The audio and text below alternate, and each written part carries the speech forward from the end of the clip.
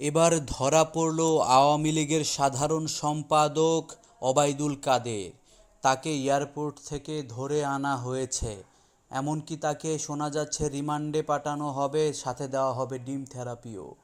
এরকম খবরে সংখ্যায় পড়েছে সমস্ত আওয়ামী লীগ নেতারা, যারা বলছে এরকম আমরা কখনোই আশা করিনি এবং ভাবিওনি যে আমাদের দলটা এভাবে হুট করে ভেঙে পড়বে এবং আমাদের নেতাকর্মীদের উপর করা হবে এরকম অত্যাচার এবং ধরপাকড়। এমন অবস্থায় প্রধানমন্ত্রী শেখ হাসিনাও সমবেদনা জানিয়েছেন ওবায়দুল কাদেরকে নিয়ে। আবার অনেকেই মজা করে বলছেন যে ওবায়দুল কাদের সাহেবের বয়স হয়েছে, অন্তত ডিম থেরাপি না দিলে কি হয় না। এমন আবার অনেক নিয়ে আবার এই ব্যাপার নিয়ে সমালোচনাও করছে, বলছে নানাজন নানান কথা। তো বন্ধুরা, এই ব্যাপারটি নিয়ে আপনাদের কি মতামত?